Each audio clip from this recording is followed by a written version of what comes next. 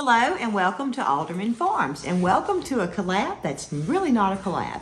Leisa over at Suttons Daze and Linda over at Linda's Pantry and I have been talking about sourdough. Leisa had the great idea that it would be interesting to see how sourdough reacts in different environments. Both of them are up north, one in the east, one in the west, and I'm down here in the south. Plus, I believe we're going to be using different kinds of flour too. So it'll be just interesting to see what each other does. It's caused us to be able to brainstorm a lot and talk to one another and encourage one another.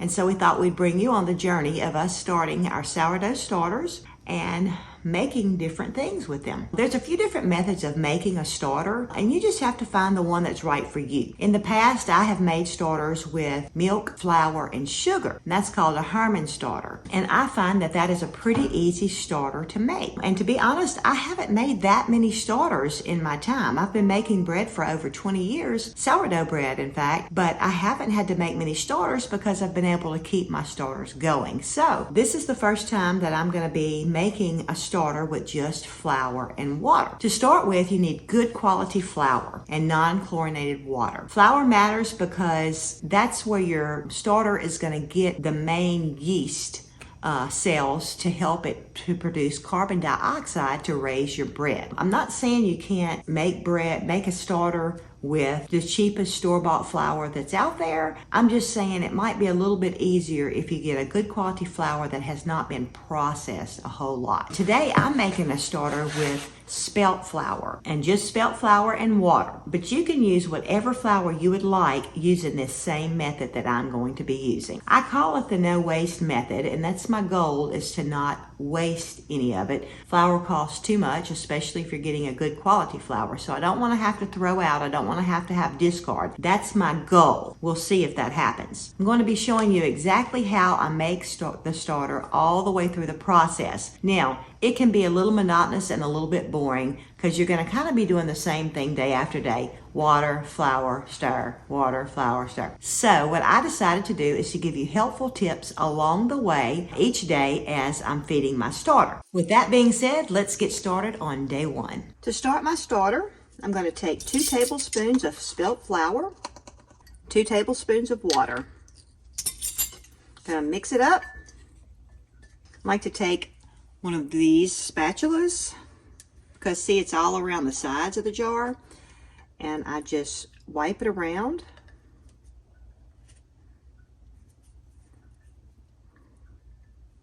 to kind of clean my jar. I'm going to place a paper towel with a rubber band over it. And this is day one of starting your starter.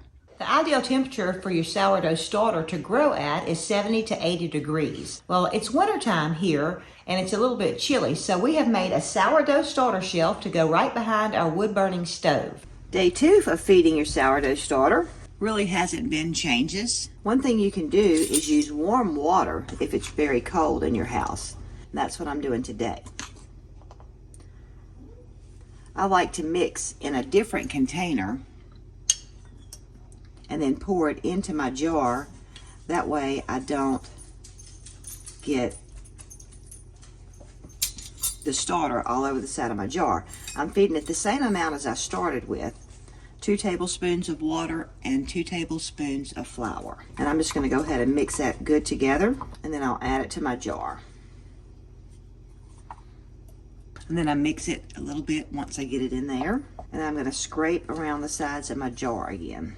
When you leave it on the sides of the jar, it'll get hard on there, and I want to keep all my starter down in the bottom if possible. And then we'll cover it again with a paper towel and a rubber band and put it back in its warm spot. And this is day 2. Well, today is day 3, and look at that. Do you see the little bubbles in there? It's starting to work. Also, if you can see this line here, I've got a line of liquid, and that is called the hooch. The reason it gets the liquid is because it's hungry. And so I may have to start feeding my feeder more than once a day because it's about 12 hours a little more than 12 hours since I fed it. I just want to show you, it looks like it's gotten dried out on top. I'm just going to stir that in. You can see how it looks. It's not as thin. It's taken on just a different texture. And that'll happen as it starts working. Okay, I'm starting off with my water in my little pitcher. With 1/4 of a cup, I'm going up on my feedings today. So 1/4 of a cup of water and 1/4 of a cup of flour. And by going up on my feeding, maybe it won't get hungry as quickly. But I'm very excited that it is starting to work already. Now see, this is equal amounts of flour and water, just like we've been doing. And you can see how watery this is, as opposed to this is not as watery. So now we're going to mix them together. It's good to make sure you incorporate it really good together. And I'm going to go ahead and wipe this around on my jar. Try and get it off the sides. Now here's a little trick that I'm starting today, since my sourdough starter has gotten active. So it just depends on you when you want to start this. But what I've done is I have put my rubber band even with where my starter is at on my jar, so that when my starter rises up, I can see how much it's rising, because I'll know where it started from wherever my rubber band is at. I'm going to cover this and let it sit for another 24 hours, but if I need to, I will feed it again this evening if it starts showing signs of needing to be fed more. All right, today is day 4 of my sourdough starter. It's still looking pretty good, but it's getting a lot of liquid on top. So I'm going to have to be sure and watch it and maybe feed it more. Normally when I mix up my water and flour to add to my starter, I've been mixing it in something separate to pour it in. That's to try and help keep it from getting so high up. But today, since my jar is so yucky, I'm going to put it in a new jar. So I'm going to go ahead and mix in my jar itself. And if you do that, you want to add your water in first and stir it up, and then add your flour in. Another reason I like to mix it in something separate is because sometimes it's hard to get the flour mixed up good when it's in here. I want to talk to you about my paper towel that I use in lieu of using a coffee filter. I used to use a coffee filter, but I feel like my starter gets better airflow using a paper towel, and I feel like it might, if it gets any yeast from the air, it would be easier to do it through with a paper towel rather than with a coffee filter. Now, you see I just made a mess because I wasn't watching what I was doing. I poured it all down the side, and that's what I'm trying to avoid. But anyway, I'm just going to scrape it down with my spatula. And I'm going to scrape the stuff off of my spoon, and I'm going to also scrape it out of my jar. You don't have to change it over at this point like I've done, but I like my jar to be clean, so I'm going to go ahead and put my rubber band back on it where I can see if it's starting to rise, and it has not started rising yet. Go ahead and put my paper towel back on and put it in my warm spot. Well, we are still on day 4. We're not on day 5, but I just wanted to show you I'm still having a lot of the liquid on top, and so that tells me my starter is hungry. So I'm going to go ahead and feed it again. Maybe I should have fed it 1/2 cup of flour and 1/2 cup of water, but I'm going to go ahead and do 1/4 cup and 1/4 cup feeding for tonight. So I'm going to check it first thing in the morning. Sometimes your starter, depending on how active it is and how much it's eating up what you're feeding it, sometimes you do have to feed it more than once a day. So, and I have found with spelt flour before that I have had to do that. So, if you let it go too long without feeding it, it can go bad.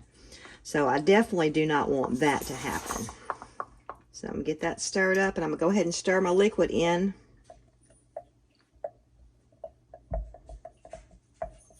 And to me, it's looking kind of watery too. So I'm going to see how it looks tomorrow. If you find your starters being too watery, you can always add more flour than you do the water. Move my rubber band up.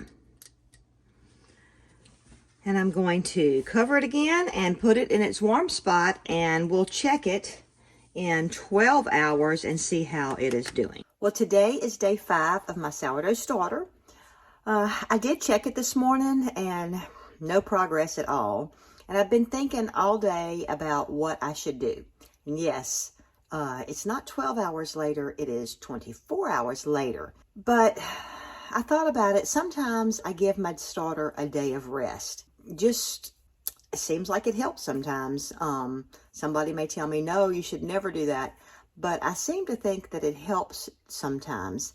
And so I'm going to show you what we have now. All right, we do have our liquid line that's come back in the starter, but you see it has risen just a little bit. And if you remember day 3, I believe, if you can see right here, I'm having a little bit of bubbles. Day 3, I had a good amount of bubbles going, and I was real excited about that, and then they kind of disappeared. So we're going to do things a little bit different today. All right, I haven't looked inside to see how it's looking. Oh, it's looking good. Let me see if I can get y'all to see that. I'm sorry about the shadow, but you can see that it is starting to work.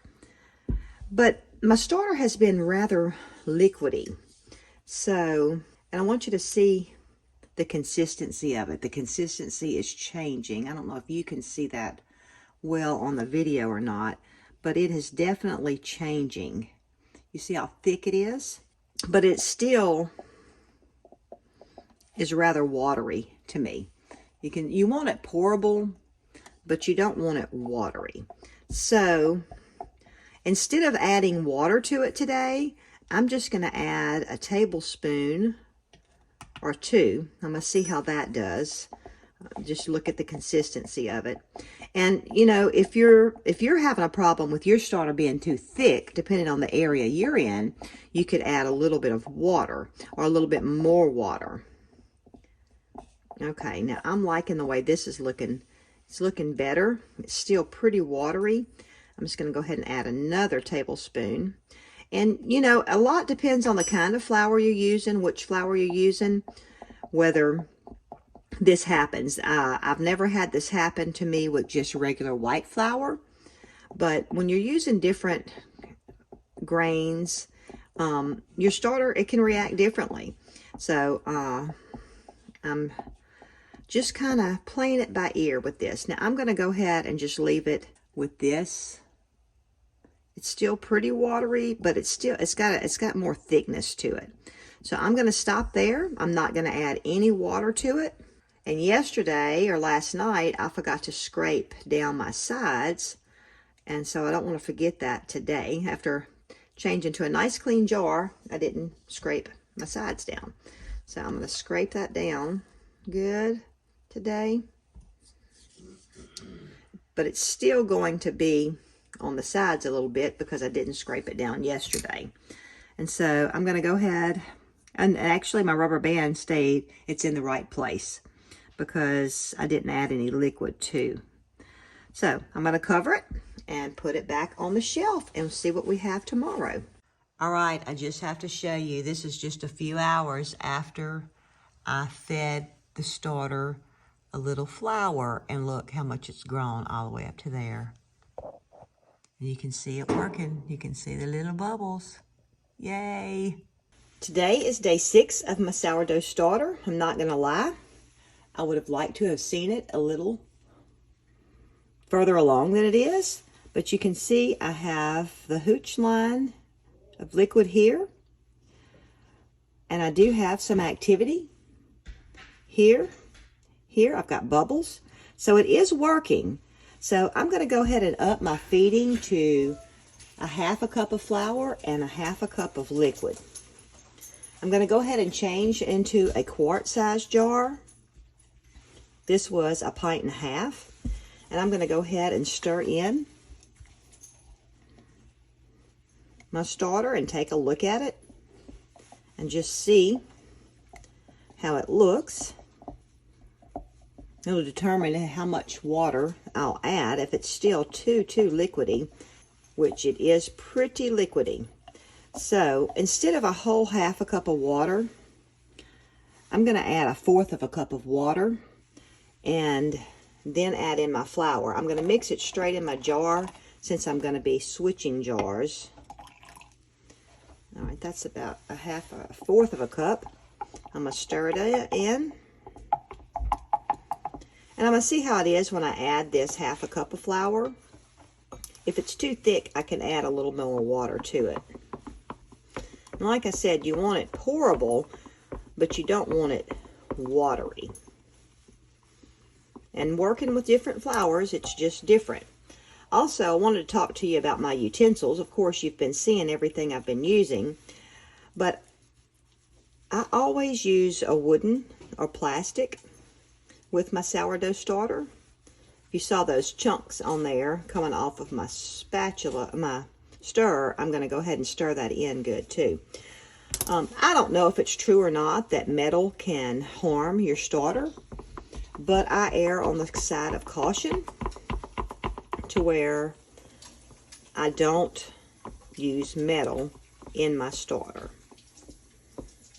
I always use wood. And see, I'm liking that consistency better. You see, I still have a little chunk or two. That'll go ahead and dissolve as my starter starts working. And you see how it raised up my level. Now, I'm going to try and be careful and not pour it down the side of my jar again.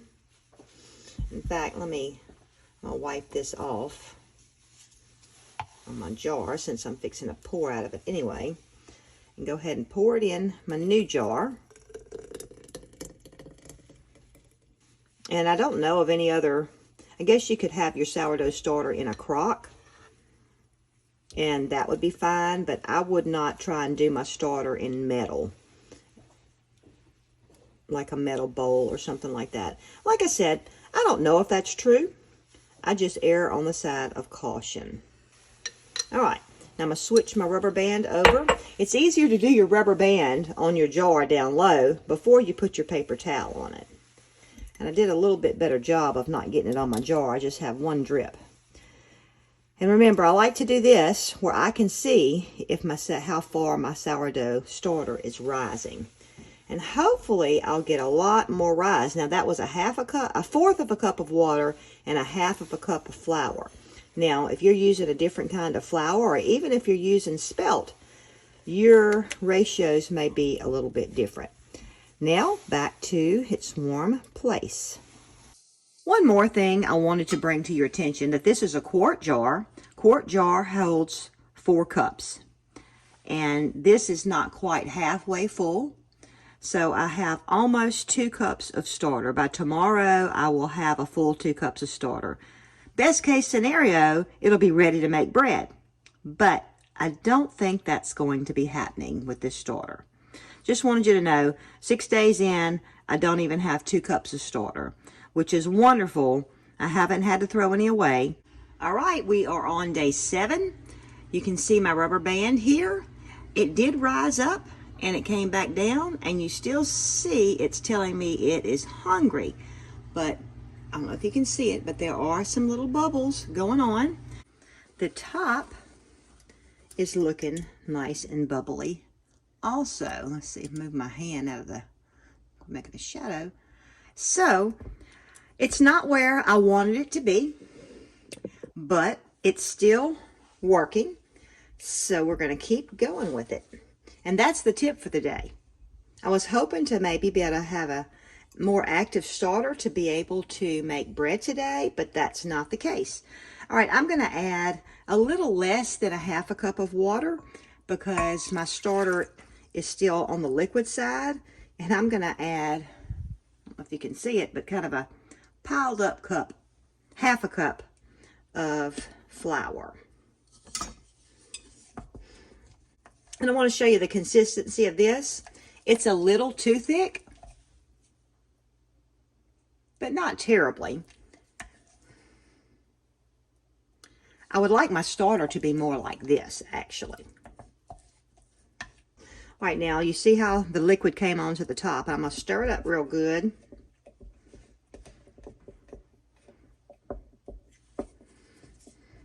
You see how that's pretty watery. So it's going to help adding this starter in that is thicker. Then I'll then stir that in really good. I'm gonna have to stir it in pretty good because it's thicker. I can feel the thickness in there, so I want to get that mixed up good. And let's see the texture of it now. That's much better. Much better. You kind of got to go with your environment.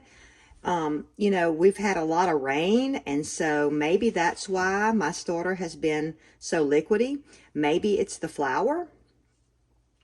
But if yours is a little on the dry side, don't be scared to add a little extra water. But just do it a little bit at a time. Don't do a whole lot at a time. All right, let me clean this off. If I were to leave this on here, my paper towel would be stuck tomorrow. So I'm going to clean that off. I'm going to roll my rubber band up. And honestly, if my starter all of a sudden starts working, it's liable to come out the top. So this will be the last day I'm going to be able to work with this amount in this jar. Now I could move to a bigger jar, or I could do something with some of my starter. We'll see what tomorrow holds. But here is day 7. Just wanted to show y'all, it is starting to look up for the sourdough starter. It's this evening, it's quite a few hours since I fed it, but look at that. It's working. All right, here is my starter. It only grew that far, like I showed you, and then it fell back down, which is normal, and I have my hooch line going. I'm ready to try something different. I want to try a little experiment.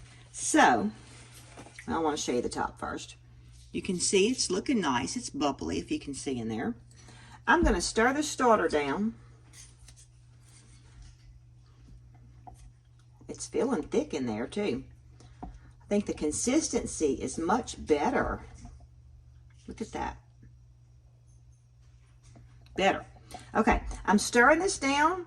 I'm going to put it in here and measure it, and then I'm going to divide it up, and we're going to treat these starters differently.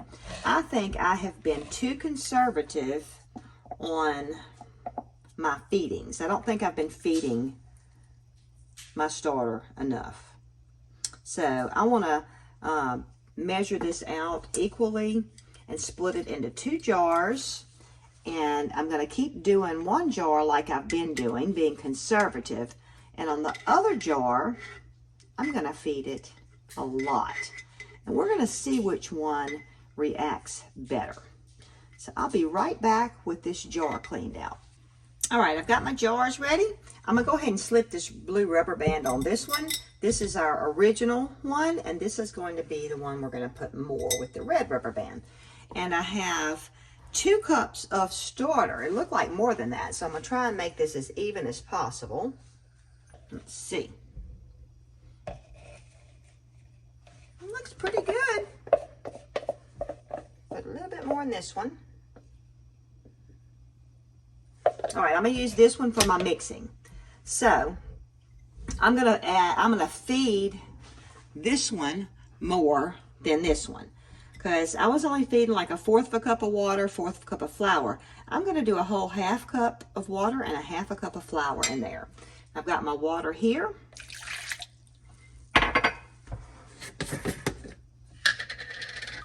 But I really think that's what my problem has been. Plus that I had it was too liquidy too.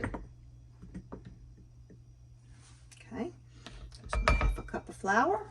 I did want to tell you too, it will take a little while for your sourdough to develop a real sour taste. If you really like that real sour sourdough, it takes a little while for it to develop. So like if I was able to make bread today, my bread wouldn't quite be as sour as if when the starter gets older. And as the older it gets, the more sour it can get also. Okay, I'm gonna go get me a little bit more water. And I have been, since it's cold, I have been heating my water up just a little bit. Not hot, kind of like a baby's bottle on your wrist. You don't want like you don't feel it. You don't want hot water, but you want it to be warm. All right, so this is our big starter, or more, that we're feeding more. All right, now here's my 1/4 of a cup of water. And my 1/4 of a cup of flour. Did I stir that? I wish you could tell me if I stirred that or not, because you know what? I'm thinking I didn't. So I'm gonna undo that. All right, so I'm gonna set this. Try not to get this all over my counter, but I'm gonna have to get it all over my counter. All right, I'm gonna add this to my jar. Now, I'm stirring this. I know I didn't stir that. I'm gonna stir it. Okay. I guess it wouldn't have been the end of the world if I didn't stir it, but it's better to incorporate it in. And look at me, I touched my lip. I've been being so careful. All right, now I'm gonna scrape it down from my edges.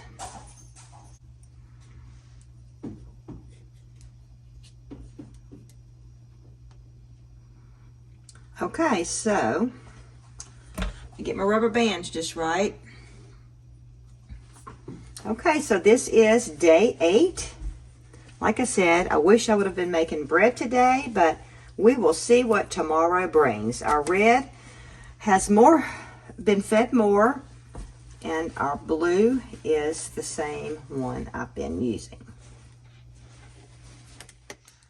Well, here's the one that I fed what I'd been feeding, and there's the one that I fed more. I can't say that there's much difference. This one did rise up a little bit and come back down, but it's not looking great for my starters. You can see a little bit of bubbling in there, and if you can see, it's actually got some movement in there, which is kind of wild. You can see like right here, it kind of going up and down, and oh yeah, right over there. It's just kind of moving around in there. This is probably the point that some people are getting frustrated, especially if their starter is doing like mine and not doing much. I am disappointed in my starter too, but you know what? Our motto for our farm is where life on the farm just got real. Well, you know what? This is real life. This starter has not done as well as I'd hoped, but I'm going to still make bread. And I'm getting my recipe from Nourishing Traditions. I am cutting it down. It's on page 290. This is to make quite a few loaves, but I am going to cut it down to make 1 loaf just in case I end up making a brick. But if I make a brick, I'm going to show you something you can do with bricks. So we're going to get started. I'm going to keep this starter here. I may have to use some of it. I'm going to use the starter that I had fed a lot because it is doing a little bit more than the other one. First, I'm going to put 1/4 of a cup and 1/8 of a cup in my bowl of water. And I'm going to get that where I can measure my starter. Stir it down. And smelling it, it's starting to smell a little alcohol-y, a little fermented. Not a lot, but a little bit. I've wanted to use a recipe like this for a long time where you mainly use starter and water and flour, and I am going to be adding a little bit of salt to it too. This is more the way the pioneers would have made their sourdough, because they didn't have with them always the different stuff we put in ours. So I just wanted to try it and see how it is.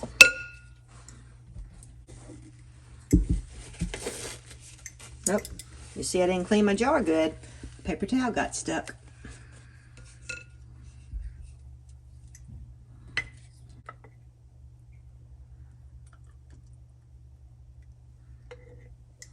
Okay. I'm going to go ahead and wipe this down off my jar a little bit where it won't get stuck on there. Go ahead and move that back down there. I'll need to feed that in a little bit. And also another thing that happened, we had cold weather come through. We've been having a hard time keeping a fire going. So it's kind of cold in my house too, which is not great for a starter to be going. All right, I'm looking at my recipe again. So I've got 2 cups of starter, 1/4 of a cup and 1/8 of a cup of water, and 1 teaspoon of salt. And it says to mix this around good until the salt will be dissolved. And I could be making this bread in my mixer, but since this is the first time I'm making this bread with these exact ingredients, I like to make it by hand. And then it calls for 3½ cups of flour, and I am using spelt. I'm going to go ahead and put in 2 cups of flour right away.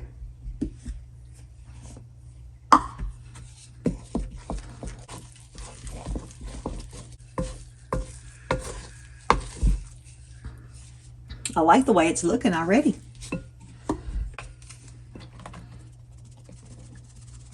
Only put in about 1/4 of a cup of that flour, maybe a little bit more than 1/4 of a cup, and get it kind of mixed around.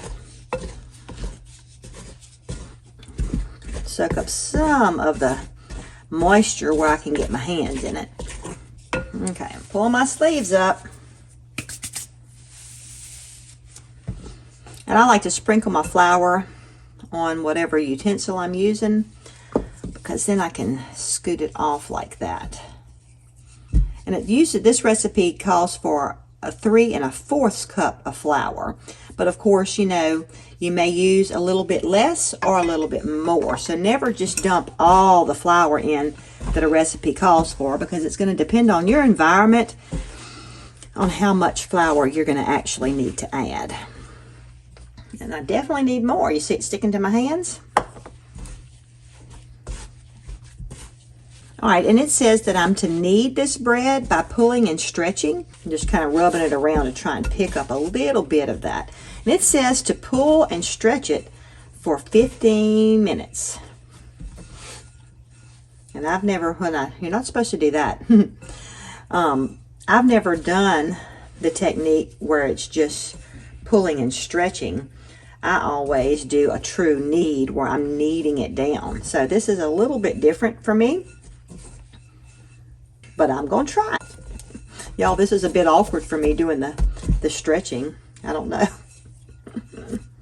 I think I'm going to keep just putting flour on my hands and keep doing it, stretching it over.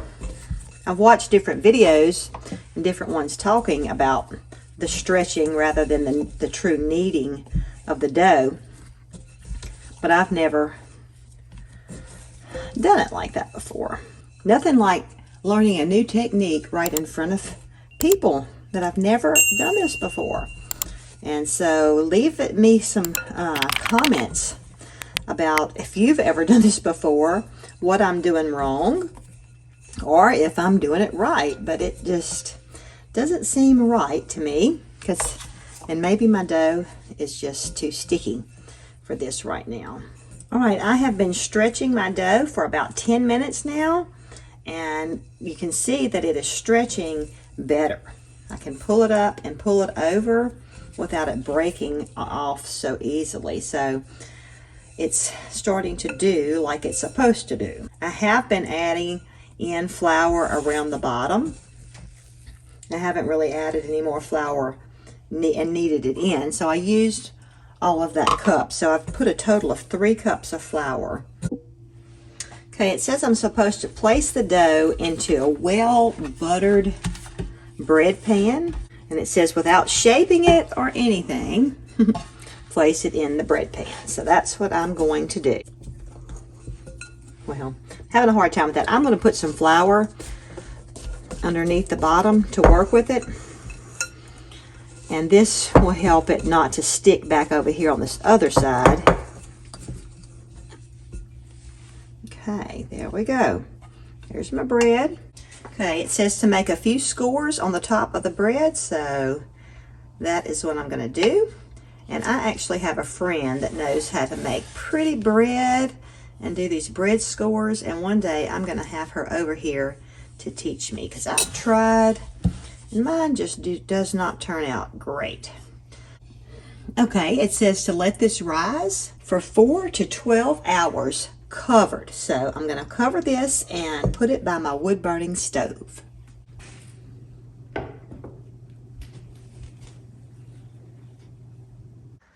Well, it's about 16 hours later. It's the next day. And I've already peeked, so I know. Look at that.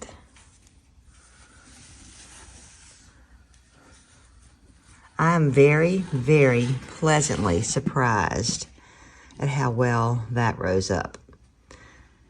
Now I'm going to put this in a 350-degree cold oven. I'm not going to preheat it, and bake it for 30 minutes and check it. Spelt flour is kind of hard to tell when it's done. I always go by color, but with spelt, you know, it doesn't get quite as brown sometimes. So I use my thermometer to check the temperature of the middle of the loaf. And it says 190 degrees on the internet is done. So this bread's been cooking for 40 minutes. And I started it in the cold oven in hopes that it would rise up good. Now, I'm going to call this done. That's 187. And I've already checked it one time and it wasn't ready. And this is over 200 degrees there. So I'm going to call this done. And I typically take my bread right out of the pan. But this one has set in here. Oh, it's loose though. I didn't think it would be. Let's see what it looks like. Oh, look how pretty. Now, I can put butter on the top and I think I will, but you hear that? It's a very crunchy top, but I'm going to use this for sandwich bread, so I really would prefer this to be soft. So by rubbing butter on the top of it, it will help soften it.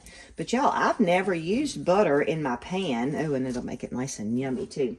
Never used butter in my pan, but I love the way that looks. But that's a little crunchy too though. But I'm very pleased. And now it's breakfast time and I've made some sausage and I want to have sausage and bread. So I'm gonna cut this open and get me a slice of bread. But you know, this is one of those things, do as I say, not as I do. You're not supposed to cut bread. Oh, it's hot too. You're not supposed to cut bread when it's hot. You're supposed to let it cool. But I'm going to do it anyway, because I want to eat a piece now. Look at the steam coming out. You see how it makes it kind of gooey and stick together? That's because I'm cutting it while it's hot.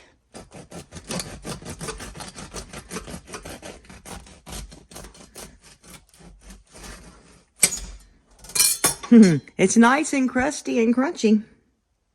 I'm very pleased with that, how that turned out. Be looking for my next video. I'm going to show you on that video how I am going to try and save my sourdough starter and make it become more active. Of course, you got to try the first piece with butter.